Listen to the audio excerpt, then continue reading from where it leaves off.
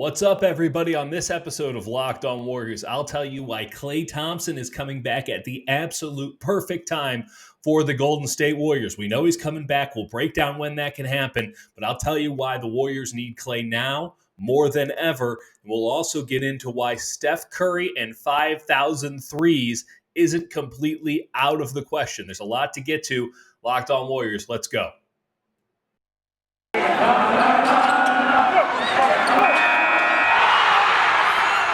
You are Locked On Warriors, your daily Golden State Warriors podcast. Part of the Locked On Podcast Network, your team every day. What's up, everybody? Welcome to Locked On Warriors. My name is Dieter Kurtenbach, as you can see on YouTube. Thank you for making Locked On Warriors your first listen of the day. We are free and available on all platforms, including on YouTube, where you can see this ugly mug for 20 so minutes at a time.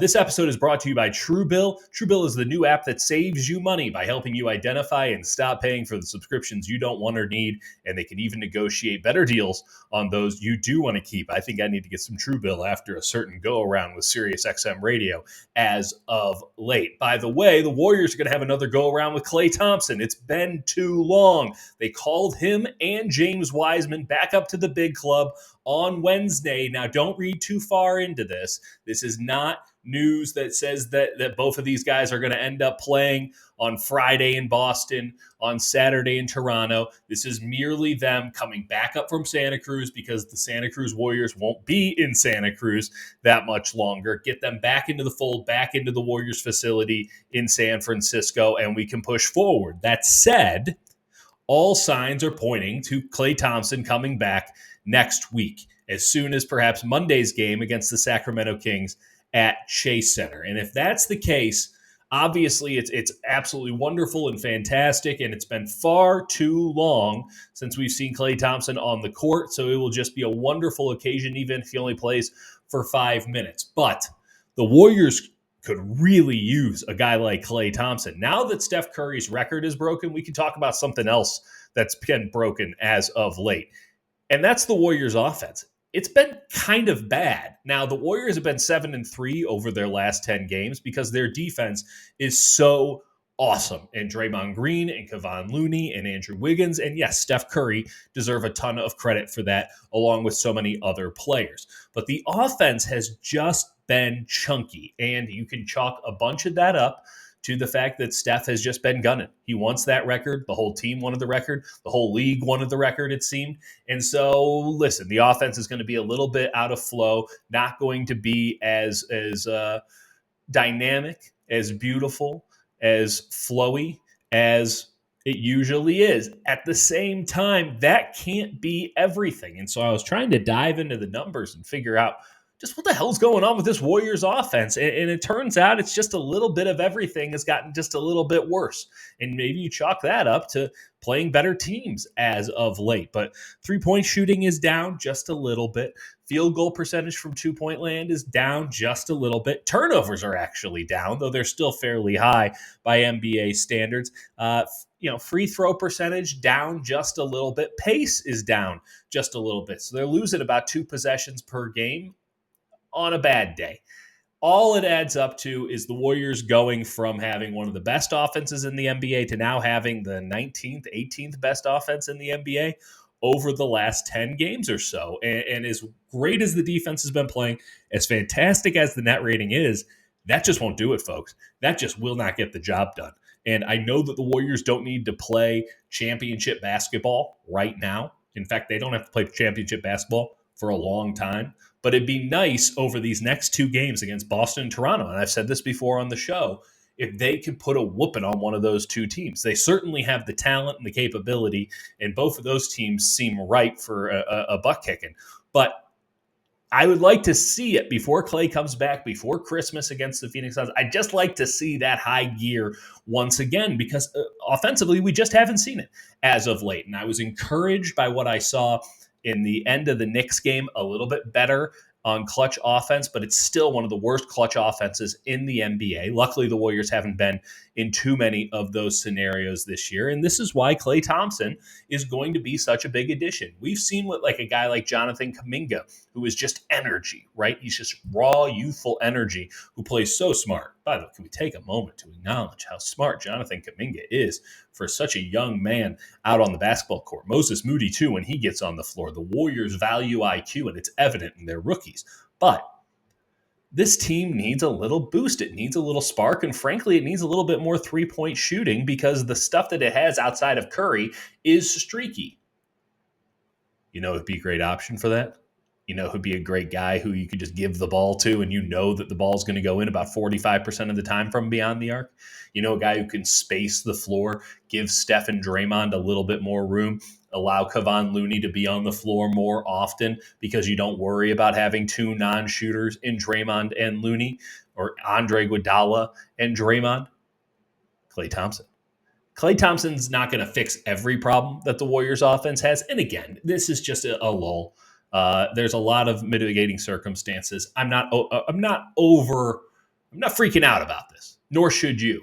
But again, it'd be nice to see this offense get back into high gear because the longer this lull goes, the more we have to then wonder if this is maybe the reality that the Warriors are facing. And if that's the case, well, the defense is going to be good enough to win 100 games. But guess what? Now you're the Utah Jazz, and the Utah Jazz don't win championships. Sorry to Locked On Jazz. Like, it's just not tenable. I would love it to be the case that defense can win you a championship. It's an important part of winning a championship, but you got to be able to score the damn basketball to win a championship. And the Golden State Warriors right now are just not scoring enough for me to feel confident in them as a top contender in the NBA, particularly in the clutch periods of time. Now, there's a lot of basketball. Again, I'm telling you, I'm not freaking out about this. This is just where it stands right now at this arbitrary checkpoint.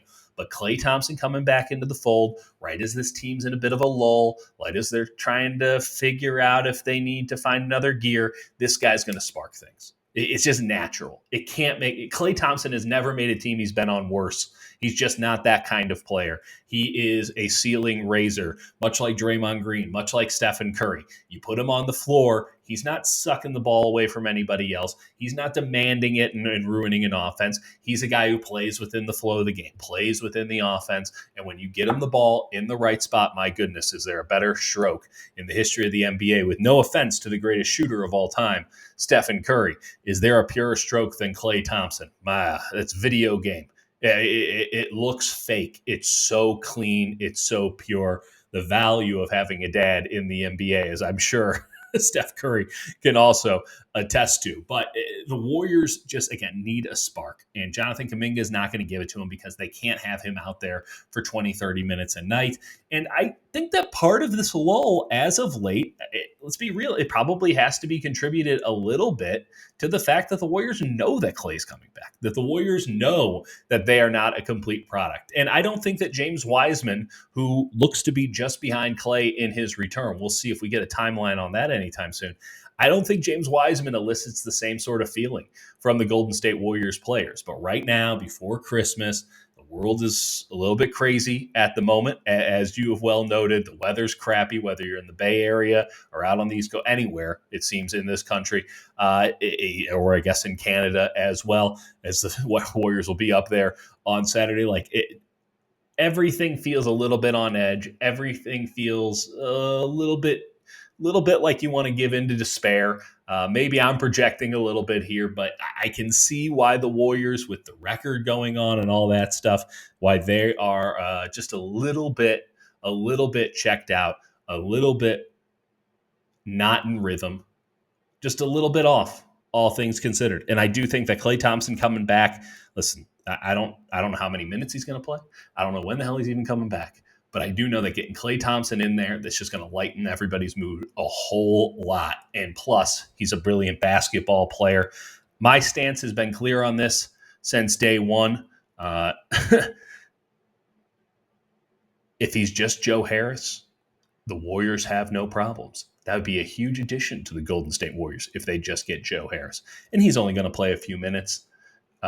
to start it all off. I understand that this is not going to come in and blow the world on fire and drop 35 points in a quarter or something like that. He's going to need some time. But just those spurts of Klay Thompson will be such a positive force, even if he's just catching and shooting, even if he's just a team defender, that I can't see a reason to think that the Warriors won't get better on offense with him in the mix. Warriors fans, I want to tell you about Prize Picks. Now, you've been hearing people on the Locked On Network talk about Prize Picks for months, and I got to ask, have you signed up yet? Because Prize Picks is daily fantasy made easy. If you haven't checked it out yet, you're missing out, and I'm telling you, you're going to love this app for NBA and all the sports pick'ems, right?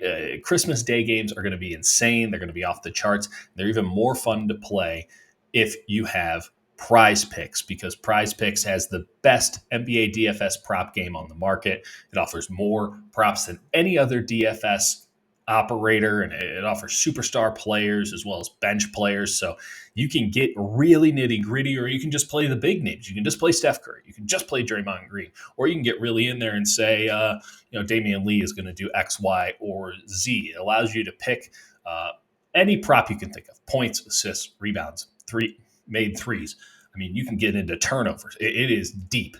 And the coolest part is that if you put in a deposit on Prize Picks and you use our promo code, you'll receive 100% instant deposit match up to $100. You just have to use the promo code NBA. So you put in $100, they're going to give you $100 on top of that. Pick 2 to 5 players and an over-under projections. You can win up to 10x on any entry. It's just you versus the projected numbers too. You're not having to deal with all these crazy DFS players who have the optimizing algorithms and all that stuff. It's just you versus the numbers, okay? You versus the house.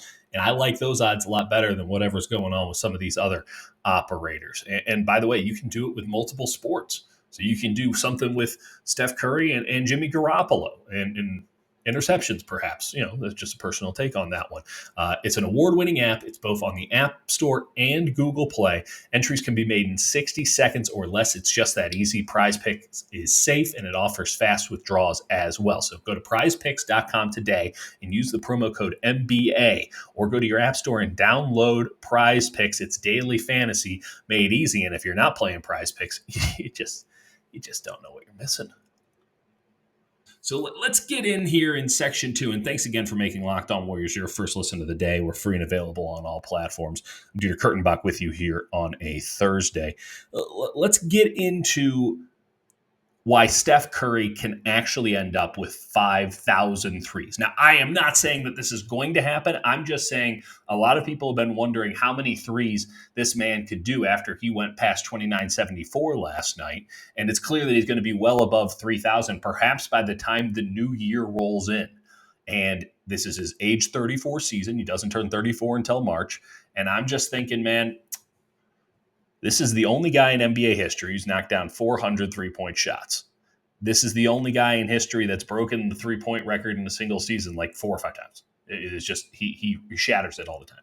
He's never shot more threes than he's shooting right now. And while his clip hasn't been all that hot as of late, when Klay Thompson comes back, I'm telling you right now, it's going to open up a little bit more, because this guy is knocking down crazy three-pointers at an unusually high clip, just not for him, against double and triple teams almost every possession. He's having to fight for inches. Now he's going to be getting feet, if not yards, because Klay Thompson is back there, and you have to respect the other Splash Brother, even if he has no legs. It's just a flesh wound, and that dude will still get buckets. I maintain that they should have put him out there in a Jazzy scooter. I'm not sure what the legality of it would have been, but I'm sure Klay Thompson sitting in a Jazzy scooter could still give you 15 from the corner on any given night. Though, again, the Jazzy scooter might be a little bit too deep, and I'm not, they only got a couple of feet there. I mean, some guys have a real trouble getting their feet set in the corner. Regardless, that guy's going to give you buckets. You have to respect him when he is on the floor. And by the way, that day could be very soon. So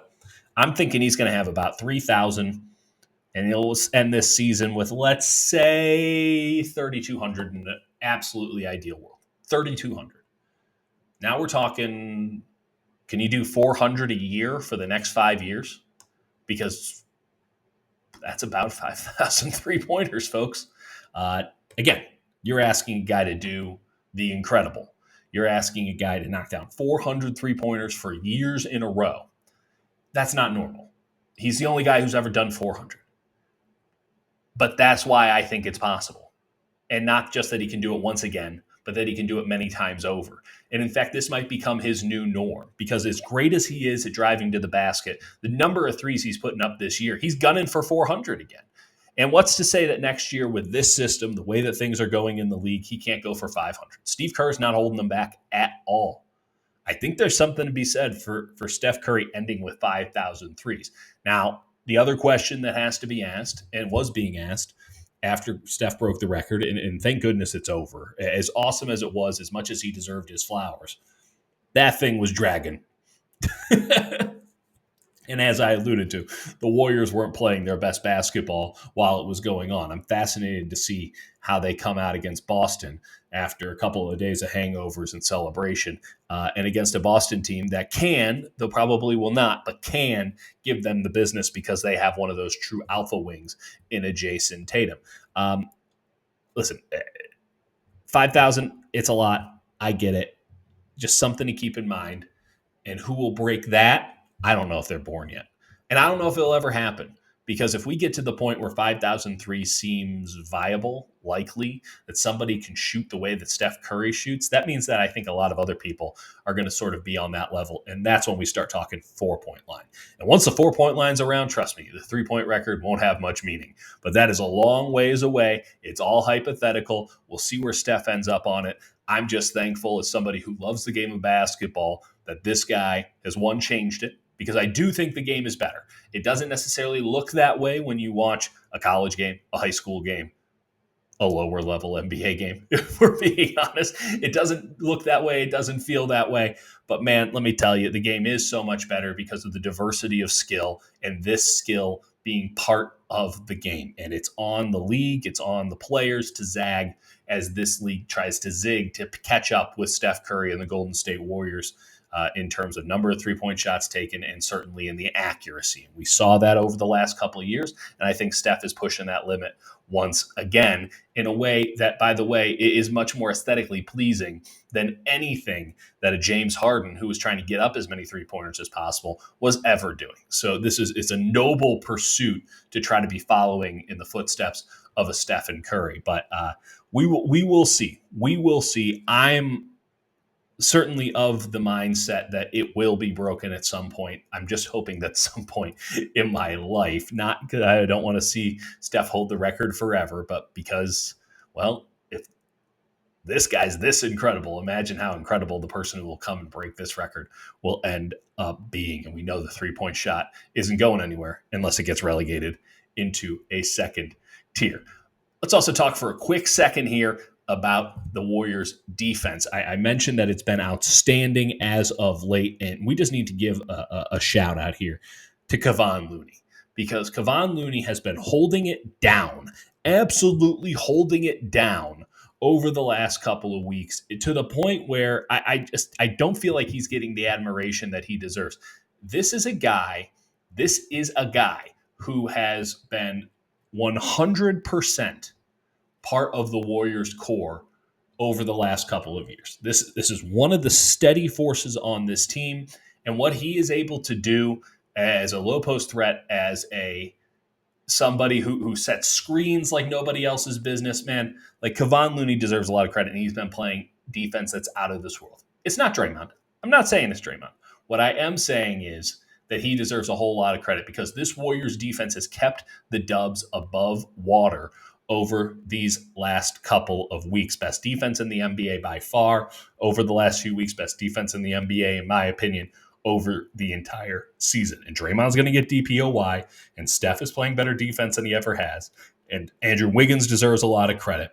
But Kevon Looney gets lost in the shuffle because he doesn't have any flash. He doesn't have any pow in your face stuff. But my goodness, I'm so happy that he got that game-winning basket. I'm so happy that some people are starting to notice that Looney is a very important part to winning, and the epitome, in a strange way, because it's obviously much more compressed than a Steph Curry, a Klay Thompson, and Draymond Green even. but the epitome of the way the Warriors want to play basketball. He is a linchpin, a cornerstone. I don't think he's going to get his number retired. I don't think he's going to get a statue, but I would sure hope that at some point when it's all said and done, that Kevon Looney has like a ceremonial screen somewhere in Chase Center that they can put up and just say, that's what Kevon Looney did, man. He went out there and set screens. The Warriors went from many centers to one at this point. That one is Kevon Looney. We'll see what happens when James Wiseman comes back. Again, he was called up recently to the big club. So we will see. It's probably going to be a little bit longer, but you can hope. Folks, let me tell you about TrueBill. Do you know why free trials renew without your consent? It's because it's a scam, man. They're out to get you. And if you download TrueBill, you can take control of all those subscriptions. TrueBill is the new app that helps you identify and stop paying for subscriptions that you don't want, you don't need, or let's be honest, you just forgot about. On average, people save up to $720 a year with TrueBill. Companies make these subscriptions hard to cancel. TrueBill makes it so easy to get over that hump. Just link your accounts and TrueBill will cancel your unwanted subscriptions in just one tap. And your TrueBill concierge is there when you need them to cancel unwanted subscriptions. So you don't even have to do it, right? Like the concierge will handle it for you. TrueBill has over 2 million customers. It's helped them save over $100 million. You can do the math. That's a whole lot of moolah. Don't fall for the subscription scam. Start canceling today at TrueBill.com/LockedOnNBA. Go right now. That's TrueBill.com/LockedOnNBA. It can save you thousands a year. TrueBill.com/LockedOnNBA. That's it. Listen, Warriors are playing on Friday and Saturday. Cyrus and I will be back on Monday to wrap everything else up. He'll have you tomorrow in the build-up for Warriors and Celtics, so all the deep breakdowns there. I think Kareth Burke is even joining him on that show. Don't hold me to that one. Should be a good one, though, regardless of who the guest is. Again, I have one ask for the weekend. Lose one game, no problem. Just give me a blowout win. Show me you still got that extra gear hanging around, because it's just been a minute since I've seen it, and I am not someone who operates very well on faith. I prefer to have seen it so that I can pretend like it's going to come back. I do think it will come back. This has to be the weekend. I want to see it before Klay. I want to see it before Christmas against the Phoenix Suns. Just, give me this one thing, Warriors. We've only asked for so much already, and you've provided. Just give us this one thing. Okay, I'm very excited to talk to you guys next week. We'll have so much to recap. Hopefully, Klay Thompson's return will be on the docket as well. If we don't talk until then, stay golden. And by the way, thank you for making Locked On Warriors your first listen. Now make Locked On Bets your second listen of the day. Locked On Bets is hosted by your boy Q with expert analysis from Lee Sterling. So I'm out of here. You need to hit up Locked On Bets ASAP. All right, I'll say it again. Stay golden, everybody.